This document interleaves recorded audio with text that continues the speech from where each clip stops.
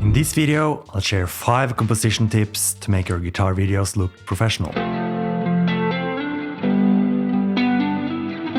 Now, composition can be a bit tricky, especially in a small space. But don't worry, I'm here to help you understand what to look for in a good composition. First of all, let us talk about what composition really is. When we say composition, we're talking about how you arrange the elements within your frame. It's like the visual language of your video. In a small space, like this one, getting your composition right can be a challenge. But with a few key principles, you will understand what to look for. We will start with how to frame the main subject, and then we will talk about everything around the subjects. So number 1 is the rule of thirds, which is a term you're going to hear a lot in composition. And it simply means dividing your screen into a 3x3 grid, like this. The idea is to place your subject along these lines or where the lines cross. This creates a nice balance. Even though this is a crucial element in composition, this isn't always the way to go for guitar videos.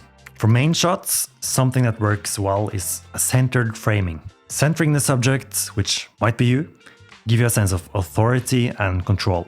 It also makes sense to fill up the frame when you are performing. In this way, it's easier to actually see the performance. This brings me to the next tip, which is headroom. If you leave too much space above your head, it can look unprofessional, and it can also be a waste of space. Try to have your face in at least the upper third of your image. When it comes to your guitar, try to not cut away a lot of the guitar. Another thing to consider, which is very specific to guitar videos, is the angle of your guitar neck. I like to have the neck at a 90-degree angle towards the camera, or leaning slightly towards the camera. The thing is that if you're filming with a professional camera, some parts of the neck can become blurry. Sometimes this is exactly what you want and it will look amazing.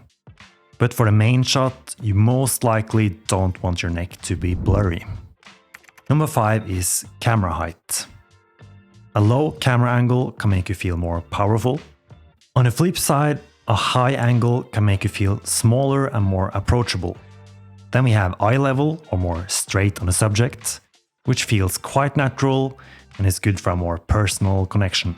Subtle differences can make a big impact on how your video feels. For main shots, I often like to use eye level or slightly below eye level. I also like to tilt the camera very slightly upwards.